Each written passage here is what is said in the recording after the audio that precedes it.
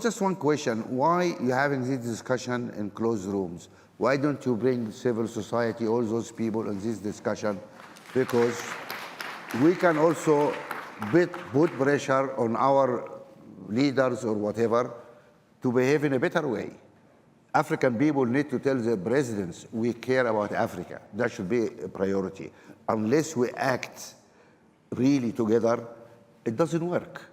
And in the reform agenda of the African Union, if you and your colleagues are proceeding that way, there need to be really a serious discussion about the structures and how Africa is. One problem is African countries refuse to cede any sovereignty to the African Union. So African Union cannot sign a trade agreement in behalf of Africa. Then the African Union go and meet the European Union. This is not balanced. It is not. Because those guys had 27 countries, gave them sovereignty. Yes. But our guys here don't want to give any sovereignty, cede any sovereignty to the Union, as if, you know, this is something very fantastic they have to keep. When countries like Germany, like big countries, agreed to cede sovereignty to the collective body because they are smart, they think when they are together, they negotiate better deals. Are you saying? The only stupid guys, unfortunately, are the British, who left that collection. But look, I'm free to say that because I'm also a British citizen, and so I have my views about what happened in Britain. I know we have British. Jane is there, the High Commissioner, and the Archbishop. And I have the minister here also. But do you agree with me it was a mistake to leave the European Union? You agree?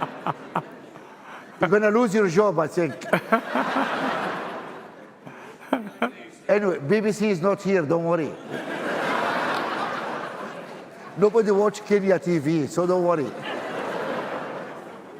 Anyway, so no, it's not a joke. I mean, it is truth. I mean, it is a mistake.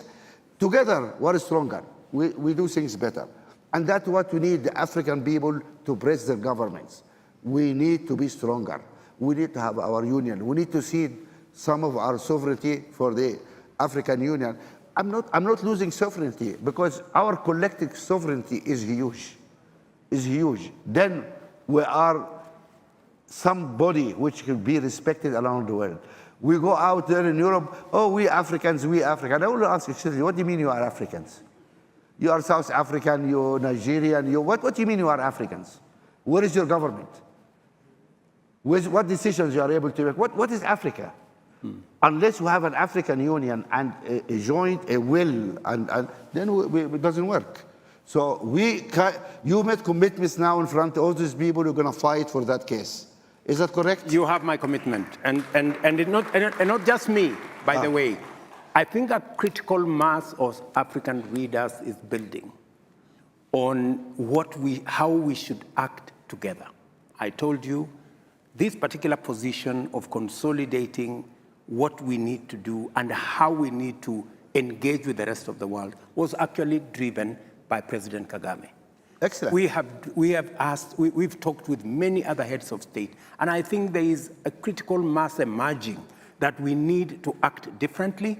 We need to work smart.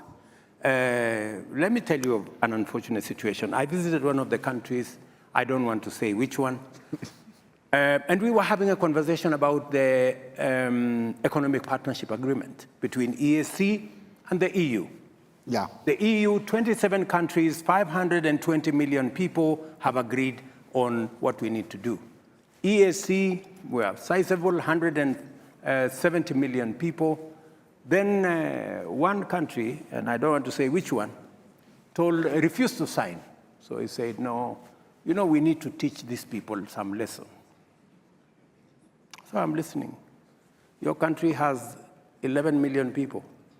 What are you going to Now we teach? know the country.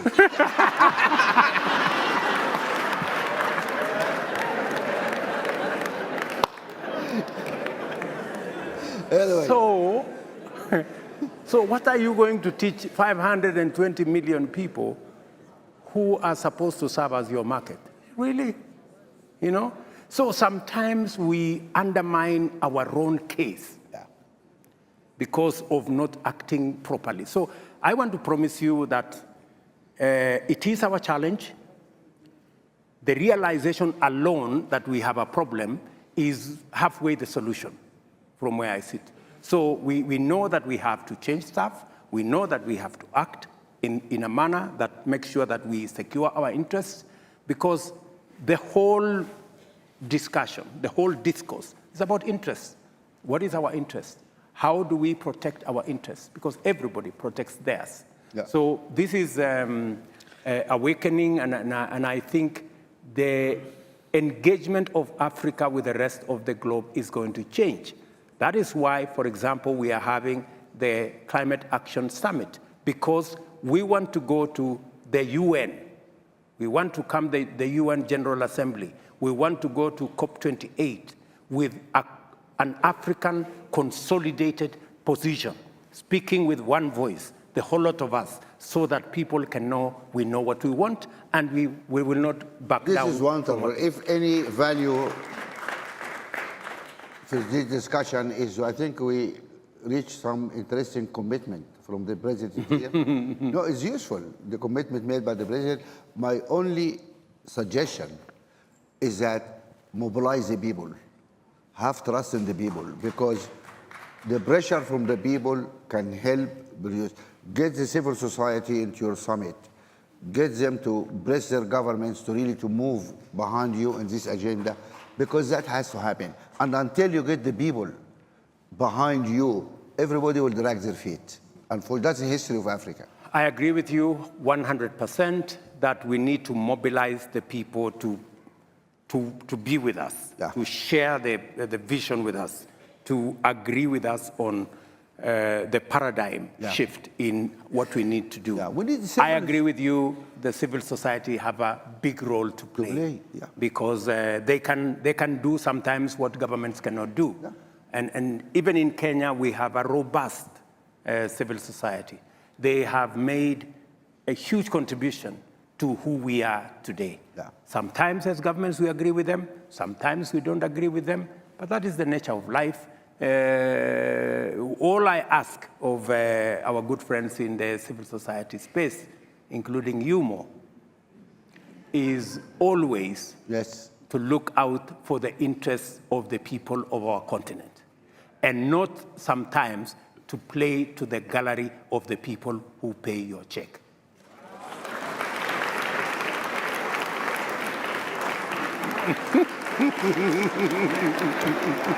What are applauding for? What you guys are applauding for? We're going to have a discussion here about civil society. We had a session actually with non-state actors here. We had the president of 5 of the biggest foundation in the world. We're all in this case. And I'm going to send you the video of that. Okay. What civil society, what foundations are doing for Africa, it's a wonderful job. And that brings me to the issue of civil society, about who pays your check. To start with, in our foundation. No, by the way, no, you know, I'm not talking about a more. No, but to make it clear, I don't know if everybody. We don't accept donation from anybody, government, business, anybody. Our money is the money we made in Africa from our investment in Africa, which was clean investment, and we gave this money as an African money to the foundation to do this.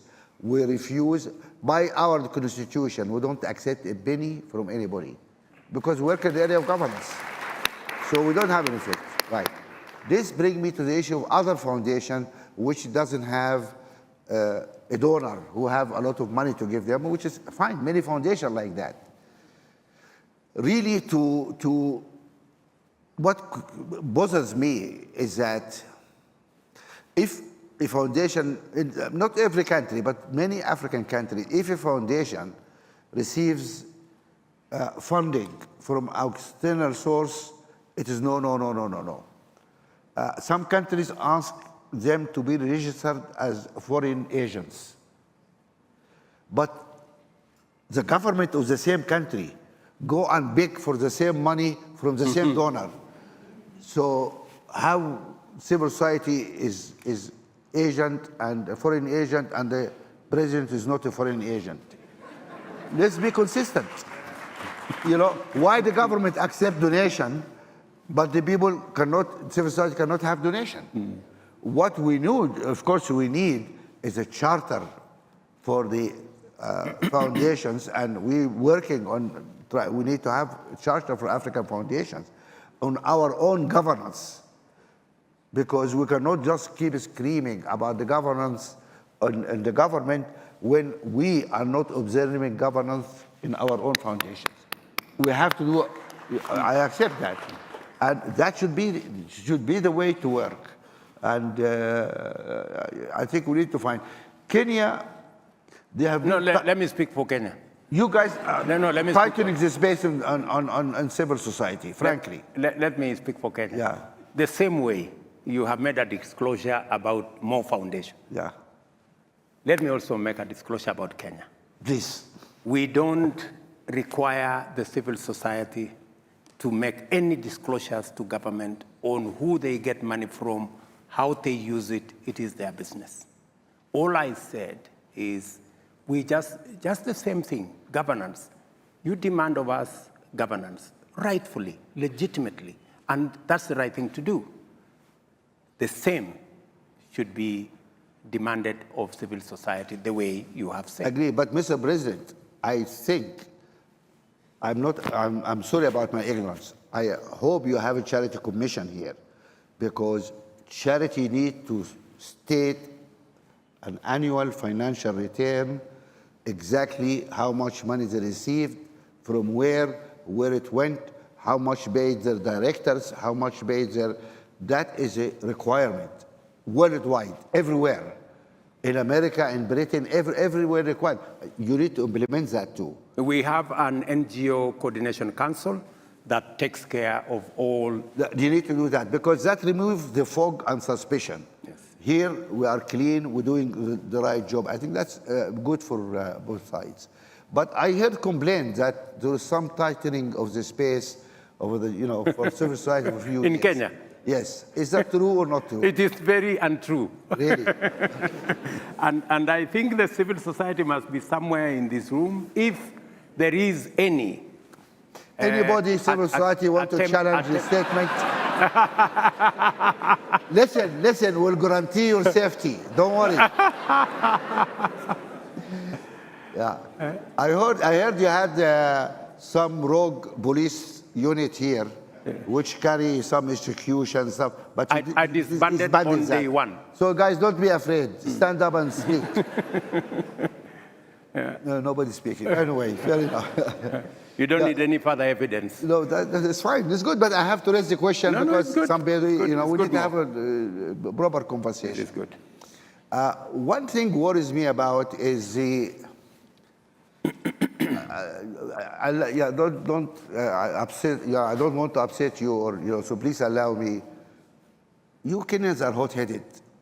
I mean, what is going on in the streets here? I mean, why don't you cool things down? What's going on? Convoys here and tear gas and this. What is, why don't you, you can see, I call you hot-headed. I call our people in Sudan stupid and criminals because we went too far. You look at our example and, cool it down. I mean, why aren't you talking to each other? More. You see, we have a constitution that provides for how we conduct ourselves. We have institutions that make sure that everybody lives by the rules and operates within the parameters of the law. We had an election, and it was observed by the international community. It was accepted, In fact, my predecessor said, I think a day ago, that he handed over to the gentleman who won. Yet his candidate, the candidate he was supporting, is in the streets complaining that the election, he doesn't know how the elections went. So if